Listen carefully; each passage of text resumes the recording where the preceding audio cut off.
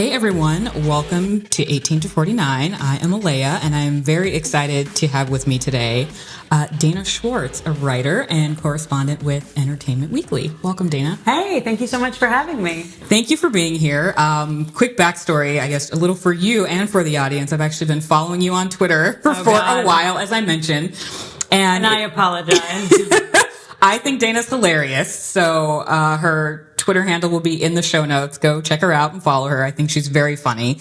And I just think when it comes to social media and the online space, I eventually lose track of how long I've been following people. Yeah. So I felt like I'd been following you for a while, but I'm not sure, actually. One of the accounts that I heard about, probably, which makes sense, around the same time I heard about you, was the guy in your MFA Twitter account. So how long ago did you start that parody account? So I started that when I was a senior in college. So that would have been 2014. Wow, okay. And I recently haven't updated it so much because as I got real writing jobs and had to leave college to work for a living, I haven't quite had as much time to do it. But it was just sort of my first opportunity where I was like, oh, I can make jokes on the internet and people will care sometimes and maybe even listen. Like, I had just been like a lonely pre-med in college, and then by creating a Twitter account that like got attention, I was like, wait, with the internet I can write things and just send them out.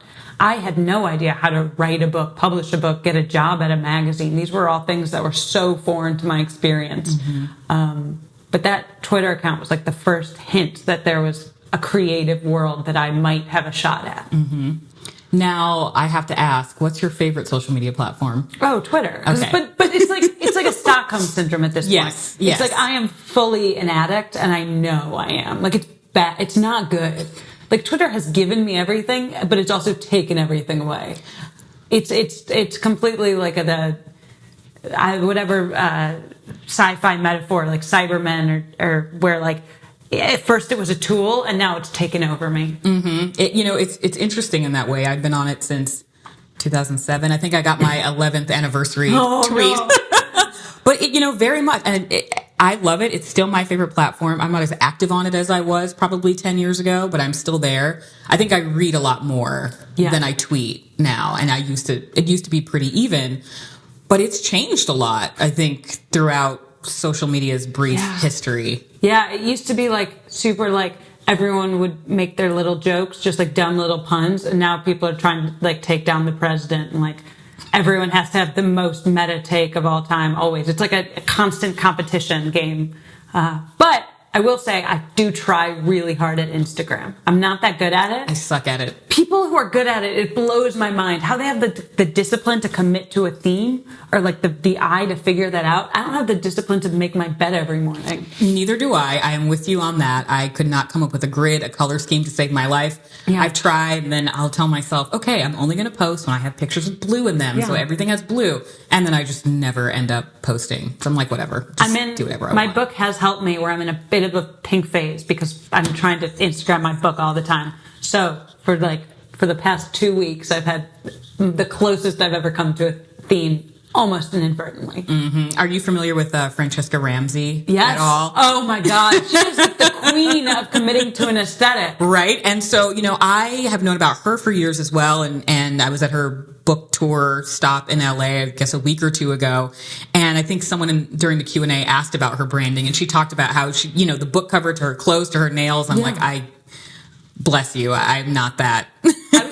I was on an episode of Decoded with her back in New York. She brought me on, and she is the kindest person who is also so good at what she does. She is so committed and knows exactly what she wants to do and how she wants to do it. Just like spending an afternoon with her, I was like, I just want to be better at everything.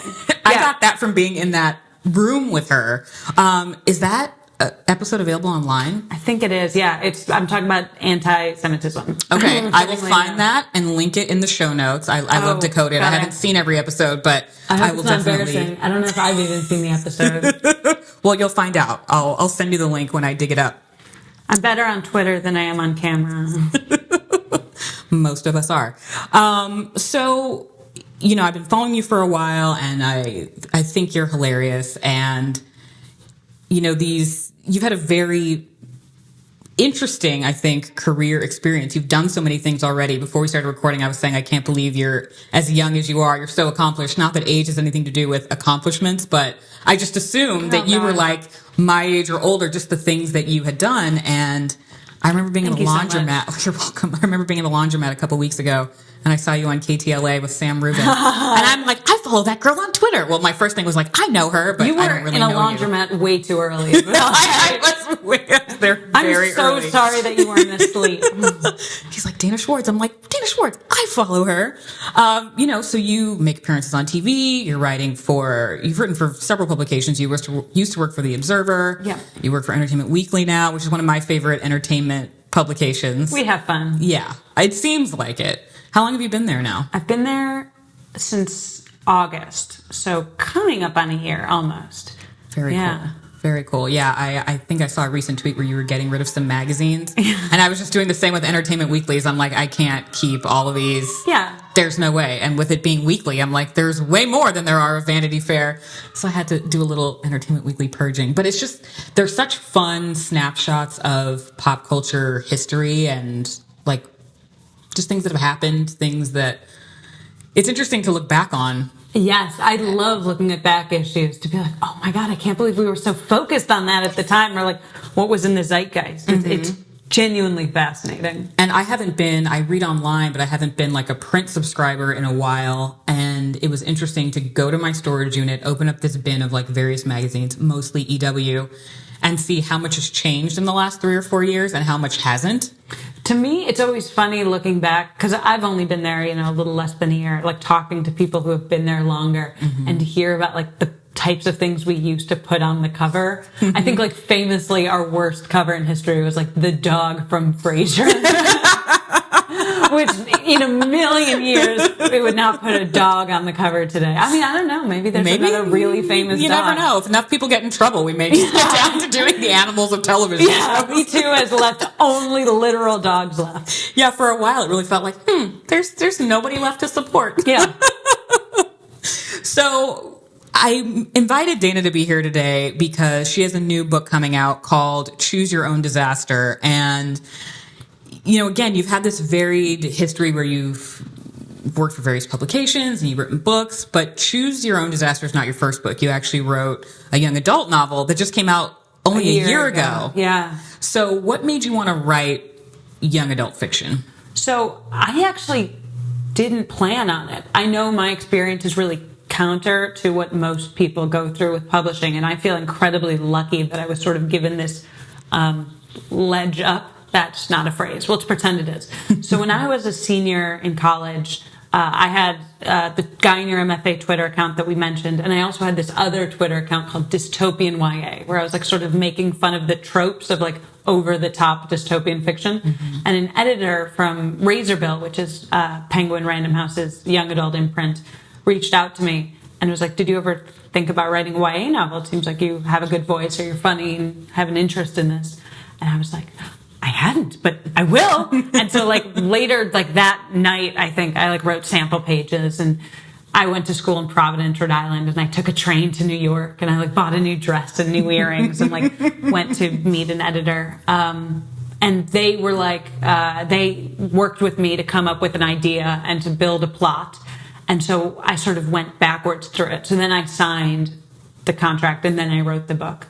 So it was sort of this like reverse engineered young adult novel. And I felt so lucky to do it, just to like make me realize that this was a world that I even could be in at all. Books always felt like this incredibly like a monolith of impressive people who all look like Jonathan Franzen, and all who were, English majors who had read Jane Austen and Proust, and I had neither. So getting this opportunity and pushing myself and realizing I could write a book with the help of an editor helping me along was incredibly gratifying, if that's the right word. But then I finished that book, and I was still itching to write. And the things that I kept coming back to were the experiences I had in my own life. The reason I landed on a Choose Your Own Adventure book was there's this thing, I think, with people my age and our generation where we just want to categorize ourselves, where you sort of see yourself as a type of person and then you act like that type of person. It's like the fake it till you make it, but the dark side of fake it till you make it, where then you feel like you're never good enough because you're not acting like Kate Hudson in a rom-com. And then if you try to act like Kate Hudson in a rom-com, but then someone who looks like Matthew McConaughey doesn't immediately fall in love with you, you're like, what have I done wrong? I'm an ugly cow. So that was what I wanted to examine. I had not read a book that was just like super honest about what it feels like to want to be what 2018 wants a perfect woman to be like. Mm-hmm. And so that's what I set out to do. And I don't know whether I succeeded, but I really tried. I think you did. And yeah, that's what I was going to ask, why this format. I have always been a fan of choose your own adventure books and personality tests. Like I'm still a sucker for personality tests. And so immediately, once I saw that you were writing it and then I saw what style of book it was, I'm like, oh, I have to read this and I'm going to get her on 18 to 49. So I love that you did this because I've never, outside of that choose your own adventure, it's not really a series, but that kind of book, I've never seen anyone do anything that way, especially when it's nonfiction. Sorry. You can't hear, but my shirt just unbuttoned, and I gave Alaia a very, very nice view of my bra. So basically what inspired the Choose Your Own Disaster in a literal sense was me looking back at my own choices. And like I mentioned earlier, I was pre-med in college, and I sort of had this crossroads where I could have continued my plan and applied to med school, or I could have put a pause on that. And I looked into MFA programs and I thought about trying to make it as a writer. And I sort of could see two different versions of my life. The version of my life where I just continue on and become a doctor, and the version where I say, screw it and move to New York. And so from that decision, then I sort of tried to follow my life down each branch and see what I could do. Because turning 22 is a choose your own adventure. Mm-hmm. Literally, that's the point in your life when you're so malleable, and like any choice you make has massive ramifications. Mm-hmm. And so I wanted to capture that sense of both potential and terror, because that's what's so scary about it, right? When someone's like, you can be anything you want to be, you're like, well, which one?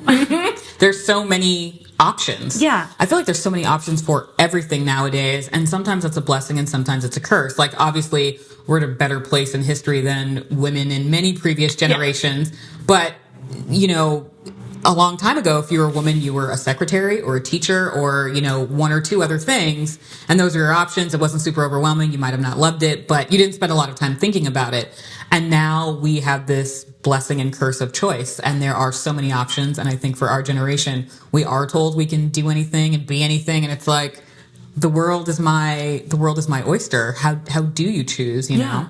And then if things don't work out, you have to blame yourself for not being X or Y enough. Mm-hmm. But like that thing you mentioned, there is a thing I think in like psychology called the paradox of choice, where basically like if there were 3 new phones coming out, you could choose the best one of the 3 phones and be happy. But if there were 50 phones coming out, basically like whichever one you choose, even if you choose the same one, hypothetically, you'll be less happy than if there were only 3 choices. Because in your mind, you'll always be like comparing. You're like, well, maybe that one was better. Maybe that one was better. If there are fewer choices, you can be confident you made the best one. That applies to so many things. It just makes me think of dating and online dating. It's exhausting. Give me 3 men. I will choose the one I like the best and we'll be done. Right. I mean, it takes me back to a time and place I didn't exist in. But I think of, centuries ago in small towns where you pretty much married someone that you grew up with. Yeah. You lived and died in the town, and now people can go anywhere, be anywhere. The internet can connect with people around the world, and there's this endless choice, and people just swipe, and never have to make a decision because there's always someone. Tinder gave me like tension headaches. There's just like too many people and they're all anonymous. You just like swipe left on everyone. You're like, these people cease to exist the moment they exit my phone. Mm-hmm. It's wrong. Tinder is bad. I'll say it. Yeah. It feels wrong sometimes. There's just a lot there. It's deep. So, I'm curious with a book like this, And I know that when people write, a more traditional novel or a traditional biography, autobiography, they may not write it from start to finish. You know, they may jump around and do it in pieces, but it seems like an even greater challenge to do it in this format and somehow piece it all together. You have no idea. So how challenging was that, and how long did it take you to write this? Oh God, it was honestly, the structure of it was so much harder than I thought it would be. I could write the sections, but then you don't realize that then you have to write like every fork from there. At the time I was writing this, I was living in New York with a roommate, and for like a full 2 weeks, our kitchen floor was just covered in color coordinated index cards because it was the only place in our apartment that was like big. Like it was like 6 feet by 6 feet was a square of like imagine like a family tree, but of index cards. So like mapping out the structure of the story. And my poor roommate like dutifully like stepped over it to try not to disturb my process. So it was a bit of a logistical nightmare. I think I managed by creating a lot of like subfolders on my computer for every document. And honestly, the version with page numbers, I'm just like fingers effing crossed and it works. Honestly, I'm by the grace of God if it works. So, I love, we talked about Francesca Ramsey a few minutes ago. I love that so many young people, particularly young women, are writing memoirs and autobiographies now. What made you decide that now was the time to write this? So there is this strange thing that happens when I tell people I wrote a memoir, and me being 25, their reaction is like always like, how old are you? Why would you write a memoir? So I want to like clarify, like I didn't write my memoirs, like plural, like I'm like writing them like I'm Casanova with like a quill. I saw it just more as essays, and I wanted to write them while they were fresh. And I feel like I had just gone through an incredibly tumultuous period in my life. I had completely 180'd my career, and I was really set on being a doctor. I had interned in labs. This was just mentally where I had planned my future. Yeah, there was a lot of detailed medical. Oh yeah, it's as fun as it sounds. And if you know me, like my personality, I feel like anyone who meets me is like, why would you ever work in a lab, Dana? You're not a quiet, detail-oriented person. But that was like where I really planned my future. And so from that moment, my life, then I traveled to Europe. I got a new job. I met a bunch of new people. I explored a new side of my sexuality. And then and I wrote a book. And by the time that I sort of sat down to write this, I had a stable job doing something I really enjoyed. I had a stable long-term partner that I really loved. I had a roommate that I loved. I sort of felt like for the first time in 5 years, my life had sort of reached a stasis. And so that had given me the chance to sort of inhale and look back and say, okay, if I wrote about this in an honest way, would it be relatable, interesting, or helpful to people? And I was terrified that I would write this and people would be like, this is the most self-indulgent thing I've ever read. I'm still terrified of that. And if people say that, like, I get it. I think writing about yourself is a really tricky thing to do. But I had to, again, and this sounds so self-centered to even say, like, but writing it was this like really painful act of therapy in a lot of ways. And I do genuinely hope that if people don't at least like relate to it and take some comfort in their bad experiences, I hope people at least like enjoy it. I think they will. And, I think you made a good point. I'm doing a terrible job of selling it right now. Well, I'll sell it. It's a great book. But, I think what you said about capturing stories while they're fresh is really important. Even if someone doesn't want to publish a book, like I think you're much braver than I am. There are stories that I would love to share, but I'm like, these aren't coming out until I'm about to die. My mother can never know this happened. Oh, did you read the dedication? Yes, I did. Yeah, God bless. I did. But yeah, my mother would read it and call me and never stop calling me about it. So I'm not as brave as you. But I would like to point out, I am also a coward because I have begged my parents not to read this. And in the dedication, I asked my family not to read this. And I have a little story. The only person in my family who read a draft of this book was my older sister, Caroline. And And so what happened was I had said explicitly, like, I don't want my parents reading this. And my sister's like, Dana, you know our parents, they're gonna read it. Like, you wrote a book, they're gonna want to read it. And then Caroline reads the book, who's my older sister, and she comes back to me and she's like, okay, so mom and dad can never read this. So we'll see. So far, they've both independently told me that they're good not reading it. I don't know if I believe them, but at this point, our trust is all we have. It's in God's hands now. Yeah.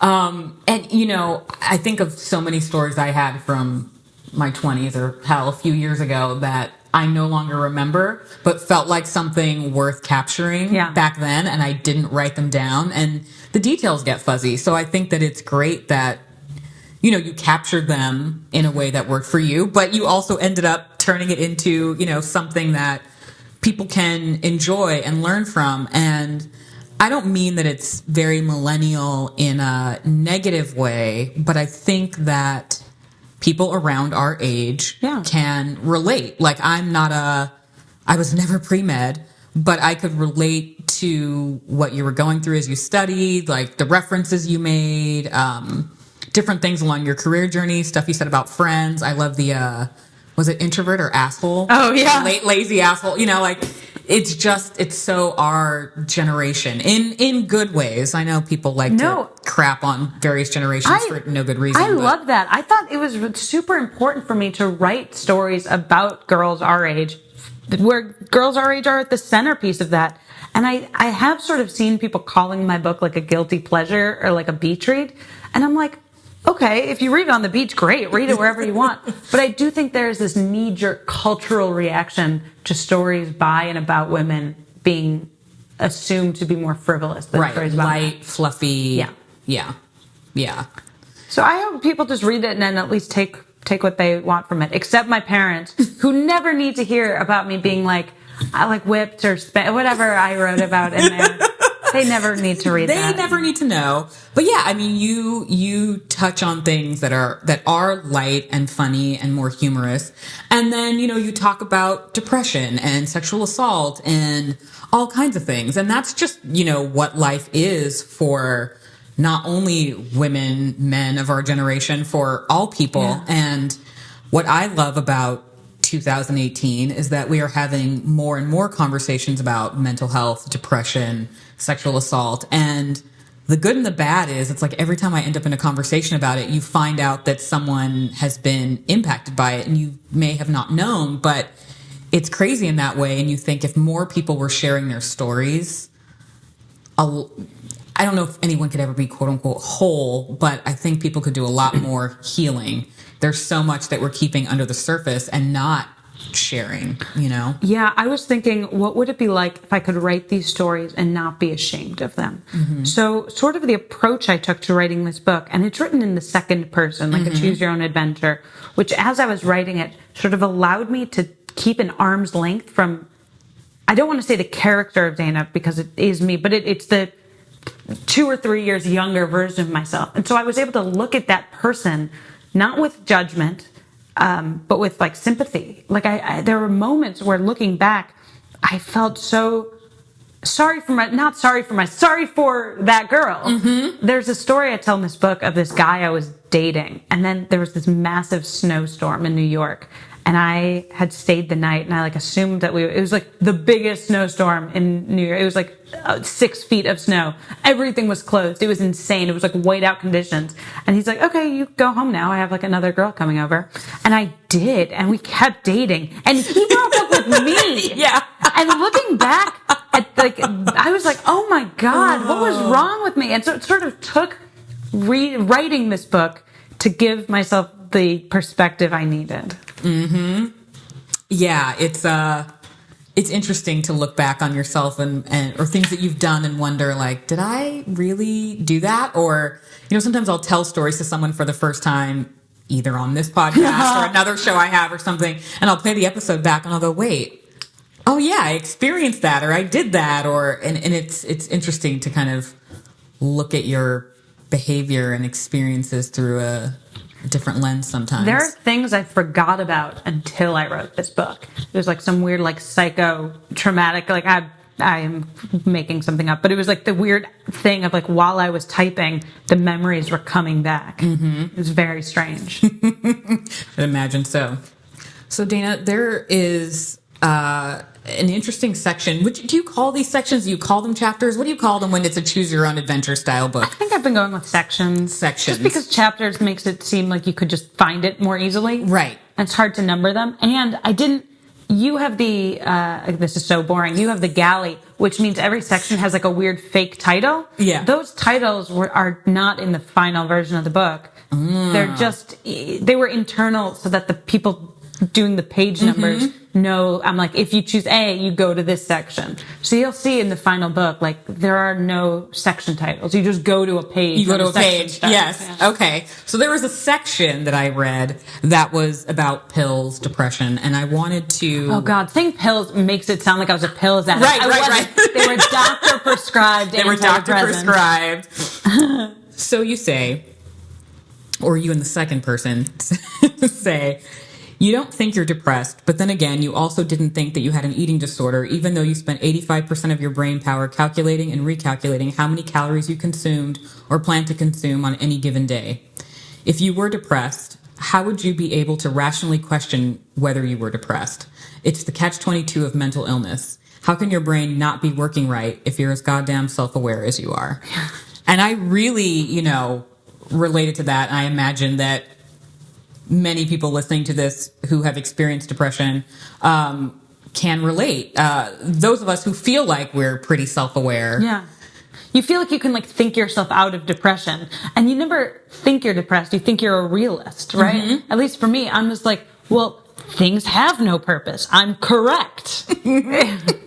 That's how I've couched it many times. Not so much lately, but that's what I used to say all the time. I'm like, I'm just practical. That's just how it is.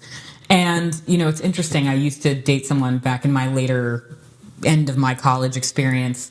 He was a little bit older, but he was like me. He was self-aware, so we felt. We were always, I don't want to say we were in the self-improvement space, because it's not like we were working there, but we were the kind of people who always wanted to be better. Yeah. We were both in therapy. We didn't have any issues with therapy.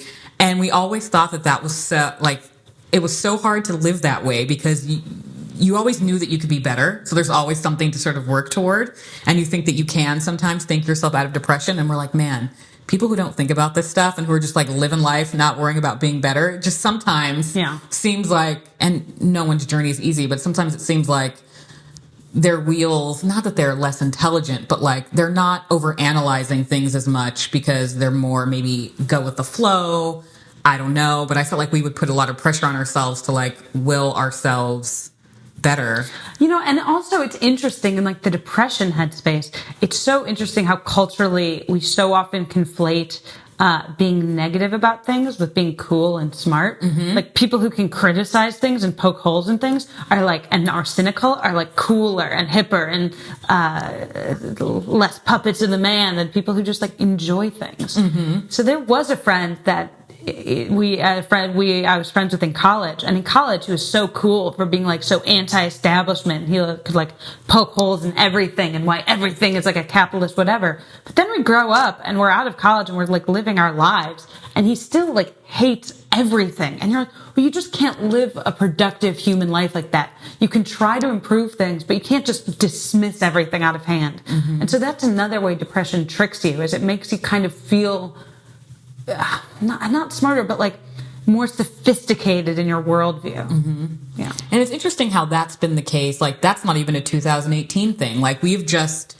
I feel for generations, the cool, removed kids were the ones that were kind of poo-pooing everything, or they were above certain things. And at a certain point, at least in my life, I've identified certain people where I'm like, do you like anything? Yeah. Is this just your natural reaction to just not anything? That doesn't make you any cooler or more special or anything than anybody else. And the opposite of that is Instagram, where you have to like everything. You have to be having the best time constantly. Everything is the best. Mm-hmm. It's so strange how we put those signifiers on things. I feel like someone will write a very smart essay about that someday. Yeah, social media is a weird place because we, and I use we very generally, but we push the idea or we encourage people to be open and honest and vulnerable. And yet at the same time, people are being taught, at least from my experience, maybe more on the business side. And that could include entertainment in terms of building a brand. But people are encouraged to only put their best face forward. Yeah, and I've done this weird thing I've noticed, and I think I touch on it in the book. I hope I touch on it, where the things that genuinely upset me, if I couch them in the language of social media, I can sort of like release it like a pressure valve into the air. Like if a boy breaks up with me and I'm really heartbroken, I can find a way to tweet it in such a way where like it's like the self-deprecating and charming. Or like, let's say I like binge eat and I ate like 3 cartons of Ben and Jerry's and I'm like so depressed and unhappy about it, like profoundly depressed and like physically unwell in my eating habits. I can tweet like, oh, like, is it, I just, ate 3 cartons of Ben and Jerry's asking for a friend. Like, and everybody's like, so relatable. Mm-hmm. There's this like thing where then you can couch your genuinely troubling behavior in like self-deprecating, relatable content that I sort of slipped into the habit of doing, which is a way to, you like acknowledge it without acknowledging it in a weird way. Mm-hmm. And it adds weird layers to these masks we wear. Mm-hmm. Was it easy for you? I know that writing a book is not easy, but did you find your flow with this because you were already kind of sharing a lot of personal stories or at least tidbits on Twitter? Like you've been sharing little stories of your life, the social media versions anyway. Yeah. Did that help in any way writing this book about yourself? I think it honestly might have hurt me at the beginning because that's a really interesting question that I haven't thought about. Because when I started writing, my first draft was not funny at all. I think it was incredibly serious because I gave myself permission to talk about these things without couching it in that self-deprecating, jokey humor of Twitter and without couching it in that Twitter language. So the first draft was just like, it was hard, but it was me just like exhaling all this stuff and this weight onto the page. And then it took a good editor to be like, okay, but now you need to, that was good for you, good, but like now you need to turn it into a book. So I think sort of I had put my jokey stuff on Twitter and then I just had this aching vacuum and then I put all of that stuff in the book at first and then I needed to reconcile the two. That's interesting. Yeah, we only know what people show us and on many levels. Yeah. And so when I got the book, I'm like, I wonder what this is going to be like compared to what I've read and heard, in other venues. And I had been wondering if how you're tweeting, and I don't follow you on any other social media platforms other than Twitter, but I was wondering, compared to your social media sharing, like how that had an impact. What do you think? I'm curious. I definitely felt like you. Oh, that's good. Yeah. I swear I wrote it. No, I felt like this is the person, like, I feel like I was filling in more gaps about who you were. And as I said, reading the book, I learned more about your experience because I don't remember how I found out about you, but I know you more about being in that entertainment space. Yeah. And so learning that you were pre-med and looking up things about you before meeting with you today, just learning more. This book helped fill in a lot of gaps. It made me think about my own life a little bit. It is kind of weird. A reviewer did mention, they were like, we don't learn that much about Dana, the entertainment writer. And I was like, because I wrote this book, which was fine, which if someone knows me as an entertainment writer, that is totally great. But it was interesting for me because I finished this book before I started working at Entertainment Weekly, because it takes a long time to publish a book. Yeah. So I wasn't an entertainment writer. It's not like you wrote this yesterday. Yeah. So it is interesting for me that I'm like, no, this is just considered my pre-entertainment life. If I write another book of essays, it'll be about Hollywood and living in LA, maybe. But no, I hope no one reads this expecting what it's like to meet Peter Capaldi. It's great, by the way, but you won't find out from this book. So yeah, it's pre-entertainment writer. I finished this book. I wrote it like 2 years ago. A year ago? Two. I finished it a year ago. I started it 2 years ago. Okay. So another very brief in comparison quote I wanted to read was actually from a section that I knew as the career section, But as I mentioned, you've worked at various places, and I recently learned that you had internships at like The Late Show with Stephen Colbert. Yeah, it's great. And so in this section, you started off by saying, seeing a celebrity in person is somehow always both more exciting and less exciting than you imagine it's going to be. And that is so true. Yeah. And people who've never seen a celebrity don't understand how true that is. Because you see the person and you're like, oh, I know who they are. And then you're like, oh, well, now what? Like, there's nothing I can do about it. It's not like they don't know me. I'm not going to like interact with them in any way. Right. Or even when I've been in situations where I am going to meet them briefly, it's still like thrilling and also like, well, whatever. Like it's gone in a flash. Yeah. And to me, it's like the fun when you see a celebrity, like you feel like you're getting a quiz question right in your head because you're like, I know who that is. I did it. Mm-hmm. But yeah, it is weirdly, paradoxically, both more and less exciting than someone who hasn't met a famous person imagines it. Mm-hmm, very much so. And I think you say it's like 12 seconds or 7 seconds or something like that, but it all goes very, very quickly. And even in these planned situations, like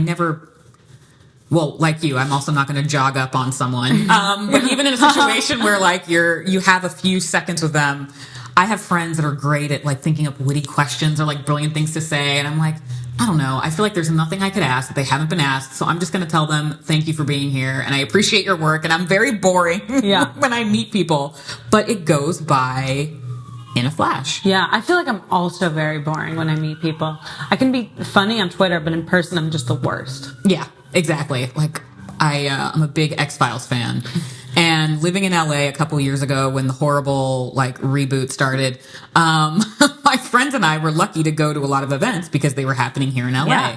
So we ended up in situations mostly with David Duchovny. I think I met Gillian Anderson back in New York when she was doing the streetcar name. She's wonderful. She's amazing. That was like, I had a good couple minutes and I just loved her. But I've now met David a couple of times and it's so brief and I'm always like, I've had a crush on this guy since I was 11. I'm going to have something brilliant to say. And usually I'm just like, thank you for being here. I have this thing where if ever I am lucky enough to like then become like sort of friends with that famous person who I like really like, and if we like kind of hit it off, then I'm like, I can't ever ask them for anything or like ask them to come to my, like one time in New York, I sort of became friends with someone I had interviewed for a story at the Observer, and we had like texted and become friendly, and I invited him to my like going away drinks in New York when I was leaving, and he came and he just like, I was like, you're here, these are my friends, what are you? And he's just like, your friends are really nice, had nothing to do on a Wednesday night. It's like, are you a real person? You're here. You forget, I mean, I remember, but I forget that they're just people like everyone else. Yeah, my friends are really nice. He was lucky to hang out with us. I have a friend who, and of course I didn't go. I wasn't feeling well, didn't go. But a friend had a barbecue and Guillermo Diaz from Scandal and whatnot was there. And so my other friend who was there texted me. She's like, are you coming to the thing? I'm like, I can't make it. And then like an hour later, she sends me a picture that she took with him. And she's like, he was just hanging out with us and he was the coolest dude. My favorite celebrity spottings in New York. And if people who know me in LA and people who know me know that this is 100% accurate, are one season SNL cast members. I have like a weird, creepy obsession with them because I'm just like fascinated by their careers. I love these people who for like one brief shining moment were on SNL and then like they go off and do other things that like either are or aren't quite as good. But like either way, I know them all because I care about SNL. So I like see them and I'm just, and I've seen John Radinsky, who was on one season of SNL. Yeah, I'm like, wait, which season was that? Yeah, he is one of the blue-eyed brunette white boys who's on SNL. Mm-hmm. And I've seen him like 3 times in West Hollywood, so I think we live close. And I'm so sorry. I don't know I hope he doesn't listen to this, because I think he thinks I'm stalking him. I'm not. I think we just live in the same neighborhood, but every time I see him, he's my favorite celebrity sighting. My favorite, it's from the past, but it's just the funniest one to me. Patrick Fabian. I don't know who that is. I'm pretty sure it's Patrick Fabian. I'll hate myself if it's not. But he's from Better Call Saul. And yes. And so I kept running into him. Years ago, my friend used to live in Hollywood, like above this Trader Joe's. And so I was just at the Trader Joe's getting something. And I saw him in line. And I'm like, that's the guy. This was before Better Call Saul. And I'm like, that's the guy who's in everything. Yeah. He's always the stepdad or the principal. Like he's been in a million things. It's just, funny. He's getting his groceries. I don't talk to people at random, like I said. A couple weeks later, I'm at Trader Joe's in Culver City. Who's ahead of me in line? Patrick Fabian. I'm like, oh my God. I'm like, all right, if I ever see this guy again, I am going to say something. So then a few months after that, my friend and I are working at Starbucks in Culver City, and he walks in with who I assume is his wife and mother-in-law. Could have been any two women. But he walks in and I'm like, usually I don't like stop people and say something, but I've seen you twice now, and I mentioned where, and they laughed and thought it was hilarious. And then on the way out, they like stopped over at my table and they were like, "See you next time." Oh, that's so sweet. And of course, I've never seen him again. I love when people are nice. Yeah. For me, I like today. So I work at Entertainment Weekly, and Karamo from Queer Eye was just like doing a photo shoot for someone like kind of nearby. It might have been People. And I was like in the kitchen, like drinking coffee, and out of the corner of my eye, I see him walking by, and my instinct, my like fight or flight instinct was just to like make myself as small as possible. Like I don't deserve to be in his presence. Yeah, I love when people are nice, and it just reminds you how human they are. I mean, they're famous, but they're just people like everybody else. What was it like working on Late Night with it was amazing. I mean, I was an intern, so most of my job was restocking soda in the fridge and like picking up Milk Aristides and stuff. As many entry level positions in entertainment are. So you just show up early and work as hard as you can and do whatever anyone tells you to do. But it was amazing. It just because I was confused about what I wanted to do, but being there with the writers and seeing how hard Steven worked. And like the celebrity guests and the music, I was just like, this is the world I want to be in. And it is fun and I enjoy it. So it was an amazing experience. I was in the first intern class. So right as the Late Show was beginning. I was going to say, because it hasn't even been on for that long. Yeah. So I saw them building the stage. I showed up before the show was on the air. So I was there for our first show. And it was just an incredible learning experience. He seems like such a hard-working guy. And I think he is like whole milk. He is so decent. Like he's just good to his bones. Like it's whole milk. I don't know. Maybe it's bad for you now. They're like wheat bread. He's just so fundamentally good. He just shows up to work on time and says hi to everyone. And it's just like really kind. I tell a story in my book about how he was really nice to me on my first day. And he was. And you said it was like the best first day at work or something. Yeah, everyone was so nice, and like they don't have to be nice. They're famous. Famous people don't need to be nice. And so when they are, you're just like, oh. You're great. You're the best. They're graded. Famous people are graded on a curve. Yeah, and I mean, I do this podcast out of a passion. I love entertainment, but I don't work in entertainment. I'm a consultant, a strategist, and I love my clients, but I have had clients, not so much with me, but other people that are actually on their teams that have said, like, I don't really bother getting to know anybody until they've been here for 3 months. Or I've had bosses that don't really get to know all their employees, or that not that I'm saying he like became your best friend, but I've definitely worked in companies where like the boss wasn't coming in and saying hi to everybody. My last boss, in fact, used to try and slip in and out without saying anything to anyone. And they used to joke about him when he was out of town. They're like, in our old office building, he had a back door and he would always leave out the back door and nobody knew like when he was coming or going. And I'm like, that's interesting. But I did genuinely make friends with a lot of the writers because they were so incredibly kind and generous and friendly. Like I was that annoying intern who like was always just like, can we get coffee? Can I ask you about your work? And one of my really good friends in New York actually came about because I asked one of the writers, I was like, can we get coffee? Can I learn about what you do? And he's like, yes, we should, but you would really get along with my girlfriend. And I was like, okay. And so I went out with his girlfriend and she was like, amazing. And then they got married and I was at their wedding and I was like, oh, now we're all friends. And like, we're friends to this day. She's the one doing my book event in New York.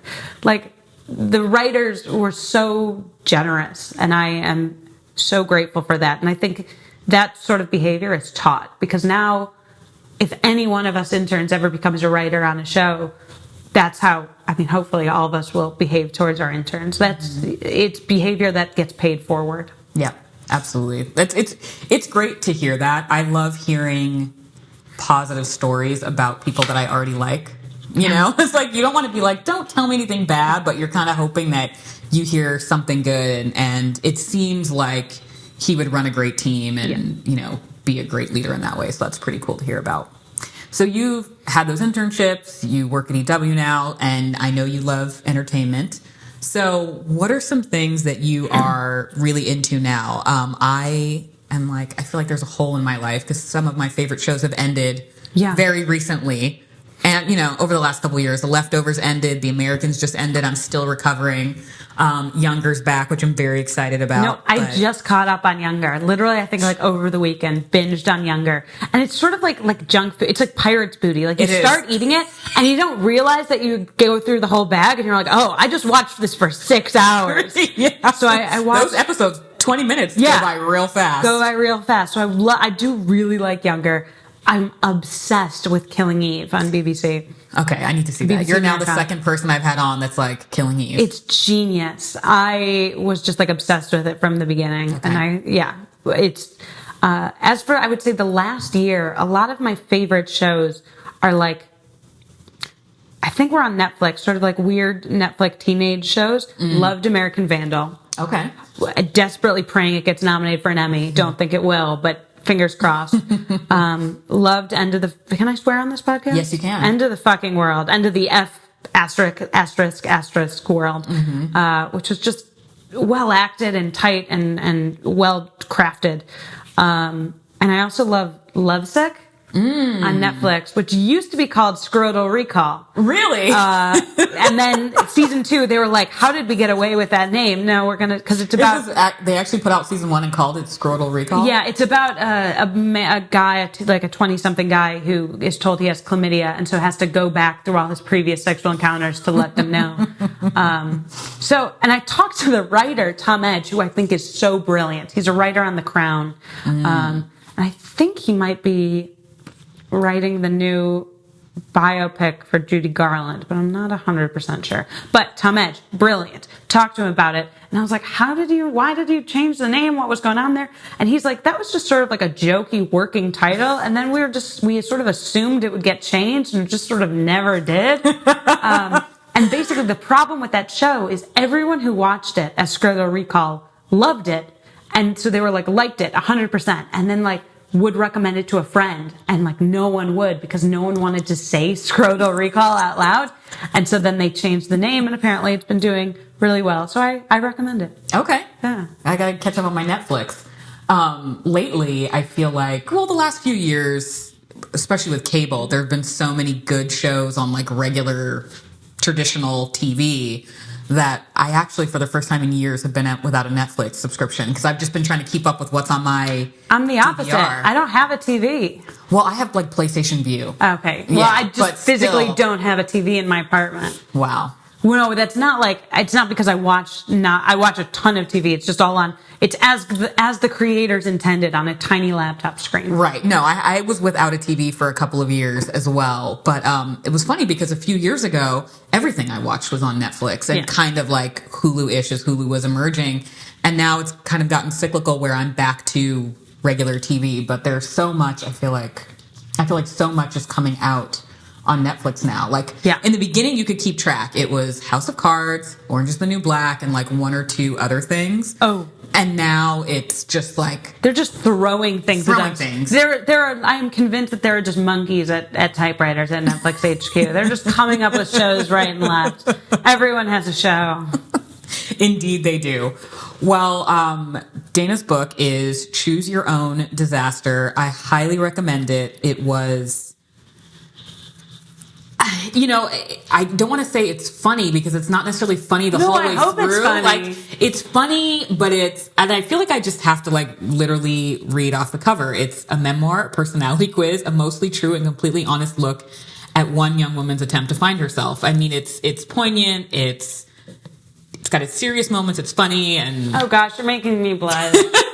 I love it. It's like a good TV show. Like I love when a drama can throw a good funny line in, and I love when comedies do that serious super special episode. So it's like all of that. Don't get stuck in a fridge, kid. You're right. So thank you for being here. Alaia, you're the best. This is so much fun.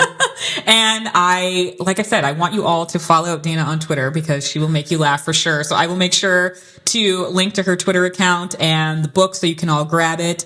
And I'm going to dig up that decoded episode. Oh God. But please do follow me on Twitter. It's the only way I measure my sense of self-worth. Thanks again, Dana. And thank you everyone for tuning in for another episode of 18 to 49. You can follow along on Twitter at 18 to 49 Podcast, Facebook 18 to 49, and find show notes for this episode and all past episodes at 18to49podcast.com. Thanks for tuning in, and I'll catch you next time.